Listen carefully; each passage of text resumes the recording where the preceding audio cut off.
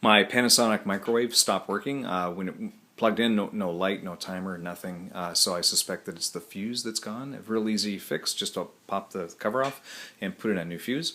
First thing I found with this Panasonic is that normal screwdrivers don't work. In fact, you need a Torx bit, and in fact, you don't need a Torx bit. You need a tamper-proof Torx bit. So there are 3 or 4 of these Torx bit screws around the side of the machine. So I found the normal Torx bit doesn't fit in there, and the problem is, and I'll get as close as I can. The tamper-proof Torx bit is a normal Torx hole. It's 6-sided hole, but there's a little metal plug that comes up through the middle. So when you try to put the screwdriver into it, the screwdriver, the Torx bit driver hits the plug, and it can't connect to the bit cannot connect to the sides of the screw. So you need to buy, and I bought the day before, this is a set of Bosch Torx bit tamper-proof bit heads, bit drivers. Okay.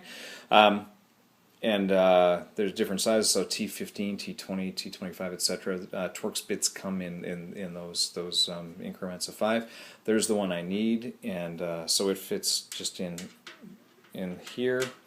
So okay, and the drive itself, the tip itself, you can't really see it. I'll try to hold it up here.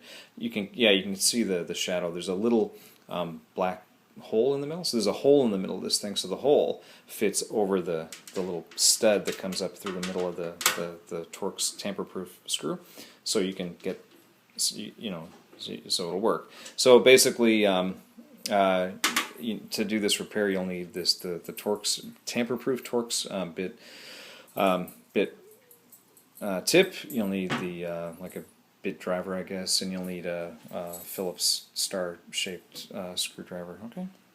So what I'll do is just open up the screws. So there's one here, one here, and then another one there. So and I've already done that. So I've opened those up, and then there's a couple other screws. They're real easy to see. So there's like one here, and there's one here, and then down here as well. So and those are the Phillips heads. So just take them all off, and then pull the top off.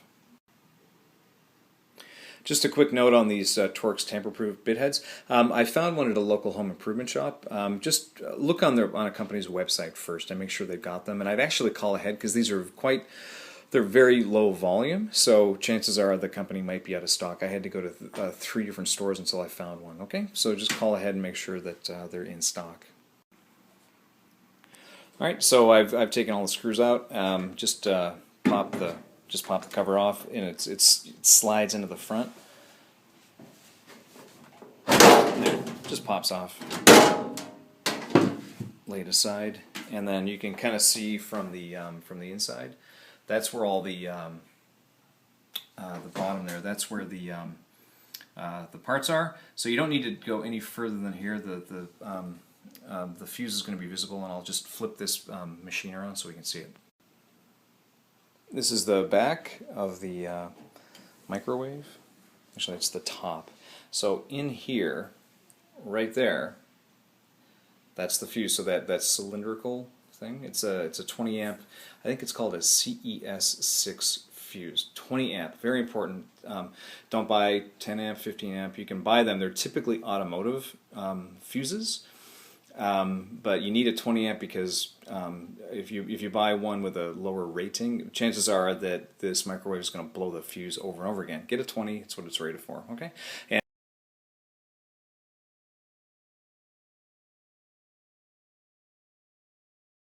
And to buy that fuse, you'll have to go, probably, there's the replacement that I bought right here. That's what it looks like. I went to an appliance repair store, and they had them in stock. This was about $8 or $9. You can possibly find them at stereo stores. You'll find them at automotive stores, but chances are they're not going to be high enough amp rating, right? They'll probably be 15 amp at the max, whereas the appliance stores definitely will have the 20. Okay, so call around beforehand. Google, look them up online, and you'll be able to find a shop. Okay. Okay, so I'm just going to pop the fuse out. There's no bit just in there with a couple of springs. Just pops out like so.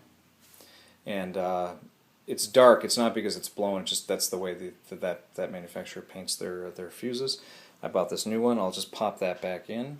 It just real easy. Just pops in. That's it. That's the fix. Now what I'll do is just put the cover back on, and hopefully it's going to work. Okay, let's see if this works. So I've got it almost plugged in. I'm just going to give it a little extra push, and let's see if this lights up. Then it works. Ah, there we go.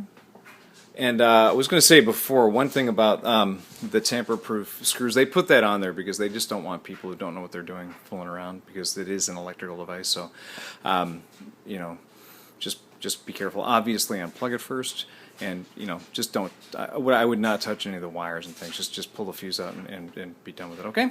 All right. Good luck.